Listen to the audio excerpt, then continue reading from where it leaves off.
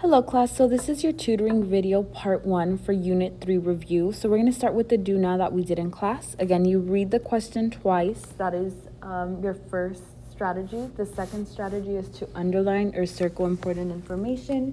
You're going to brain dump and then you do your process of elimination. So a very common plant in the area is the CS revoluta. This organism is a palm tree and is commonly found in areas with a tropical climate. As a plant, this organism goes through photosynthesis and they produce glucose from. So here you know you're working with a plant, you're working with the process of photosynthesis, and you produce glucose. Whenever you see that word produce, that means it is the product. If you remember correctly, you have your reactants, and then that leads or yields to your products. So here, it's very easy for our brain dump because we know what we're working with. We're working with photosynthesis. So we have water, carbon dioxide, and light. That is what our little bean plant needed in order to do photosynthesis to grow, right? So in photosynthesis, the product is glucose, which is C6H12O6, and oxygen. So here we have our glucose product and our oxygen gas. So we know that we produce glucose. We're using the process of photosynthesis. This is our brain dump. Step 3 is process of elimination. We know we're working with photosynthesis, but there's 2 answer choices we can automatically cross out. ATP is not in photosynthesis. That form of energy is specific to cellular respiration, so we can cross those out. B says carbon dioxide and oxygen, and D says carbon dioxide and water. So for this one, produced from, it's telling us what are your reactants. So we look at our reactants, we have water and we have carbon dioxide. Our best answer should have been D. B, this is your reactant, this is your product. All it's showing you is that both of these are gases. So your best answer, we produce glucose in photosynthesis from water, carbon dioxide, and light. So that would have been it. For our molecules, it's very important that we know how our molecules look like, not only in the name form, but also in the elemental form. So glucose, remember glucose is a sugar, and sugars are carbohydrates. So remember our carbs are a CHO, so this is C6H12O6. And you can see the CHO right there, carbon, hydrogen, and oxygen. Carbon dioxide, carbon is our C, di means 2, and oxide is oxygen, so that is CO2. Carbon dioxide is important because it is a gas. It is part of our gas exchange. Water is simply H2O. And then oxygen is also important, not only because we breathe it, but it is a gas as well. So remember, those gases are part of a gas exchange. Here we have aerobic versus anaerobic respiration. So to begin with, really quickly, class, cellular respiration is how we get energy from food. So you go from your food to produce energy. There is 2 forms of cellular respiration. You have aerobic and anaerobic. So anaerobic means there is no oxygen, and aerobic, there is the use of oxygen. So here we have aerobic, anaerobic, or both. So you're going to go through each one and you're going to see which one it applies to. So metabolic pathways. Metabolic just means that it is a process of turning food into energy. So for this specific one, both aerobic and anaerobic, because they are respiration, are metabolic pathways. Obtain energy. The whole reason for respiration is to create ATP energy. So that's what you see there. Both of them are processes that get energy. Requires oxygen. Again, this one is only aerobic. You can think of AIRE. 36 ATP. So most of your ATP is created also in aerobic. This is the process that we normally use. So it is 36 ATP. It happens in the mitochondria. And it's the one that produces carbon dioxide, water, and ATP. This is like the general one we normally talk about. Break glucose. So in the process of breaking glucose, that is how you get energy. That is cellular respiration, breaking your glucose to get energy in the form of ATP. So it is both aerobic and anaerobic. Both of them are processes that eventually break the glucose to get ATP. Produces lactic acid. So lactic acid is a product of anaerobic respiration in animals. So this occurs in animals and it is anaerobic. So the best example for this is when you're running. So after extended periods of running, what happens is you have less and less oxygen available. You can feel it in your body, you're running out of breath. So when you're trying to catch your breath, your body switches from aerobic respiration, which has oxygen, to anaerobic. When you're switching to anaerobic, your body has a buildup of lactic acid, and that's why you get cramps and things like that. Produces ethanol. So this is the project that we did, this is the lab that we did on Friday. Remember, yeast produces ethanol, which is an alcohol, so this is anaerobic as well.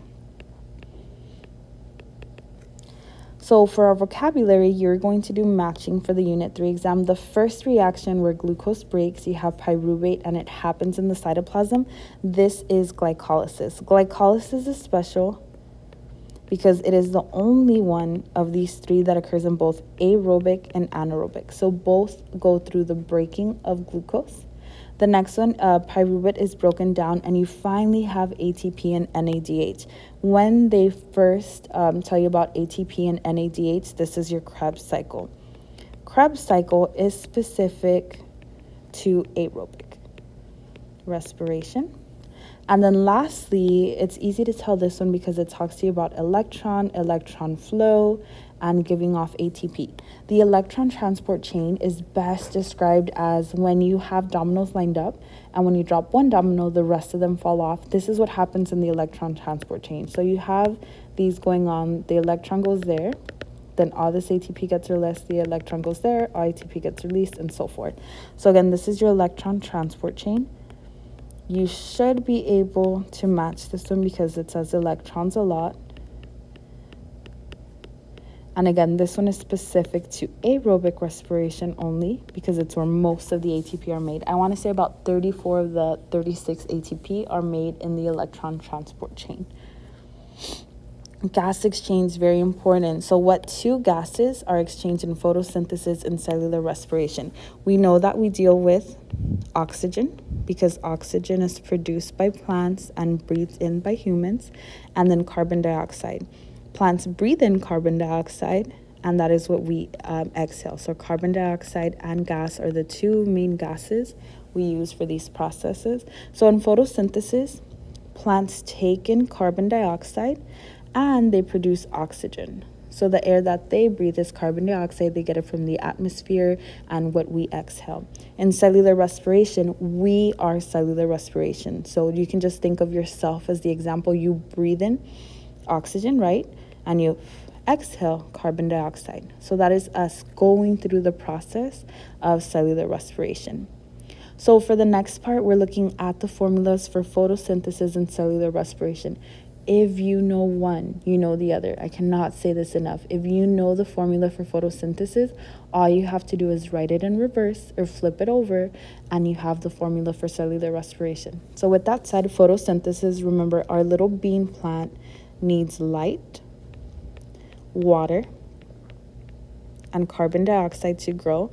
So once it has those three reactants, because that's what goes into the equation, it can make glucose, so it can eat, and oxygen for us. So again, just remember this is glucose. We have oxygen gas, and then light, water, and carbon dioxide. So again, these are your reactants,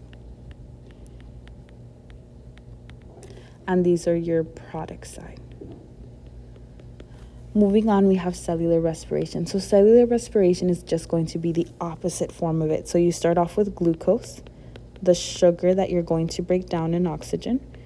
You're going to break it down and you're going to produce ATP energy, carbon dioxide, and water. So again, in photosynthesis, you go from light to chemical energy. Anytime you see the word light, you should be thinking of photosynthesis. And for cellular respiration, it's how you get energy from food. So you're actually going chemical to chemical. This next part, for photosynthesis, I'll simply write a P, and cellular respiration will be CR. So water is released. Whenever you see the word release, that is telling you that it is a product. So you're looking up there, guys, and you can see which one has water as a product. That is cellular respiration. Carbon dioxide is released. So again, you see that word released. Which one has carbon dioxide? Again, when you exhale, you release carbon dioxide. That ties into us. Converts light to sugar. So as soon as you see the word light, you should be able to connect it to photosynthesis. Water is used in the process. So water used, when it is used, that is asking for your reactant. So if you look at your formulas, which would be the first thing you write on your scratch sheet, water is used in photosynthesis. Carbon dioxide is used in the process. So again, used means it is a reactant. It is also photosynthesis. Converts simple sugars to energy. So this one might be a little bit tricky, but as soon as you see that word energy, you think of ATP, and that is cellular respiration. Remember, in cellular respiration, we turn that glucose into energy. Oxygen is used in the process. So which one uses oxygen? You see it as a reactant there for cellular respiration. Oxygen is produced and released. So this just means that oxygen is a product. Again, the reason we love plants is because they give us oxygen. ATP is produced and stored. So that ATP should be a quick giveaway that you're looking at cellular respiration. Mitochondria, remember that mitochondria is known as the powerhouse of the cell because of its energy production. So again, ATP is produced in the mitochondria. That is cellular respiration. Light is converted to chemical. Your keyword there is light for photosynthesis. And lastly, chemical energy to chemical energy. When we're looking at that, it is simply cellular respiration. And lastly, how do both of these processes connect? So looking at this image, when you see the sun and when you see ATP, that'll give you a quick clue of what organelle you're looking at. So A, we see is getting sunlight. So the only organelle that deals with sunlight is going to be your chloroplast. Again, because we know it is the chloroplast, we can say that we are looking at photosynthesis. Remember, chloroplast is mainly found in plants. So here we know we have the chloroplast, and then on the bottom we see ATP. So whenever you see ATP, which is energy, you can connect that to the mitochondria.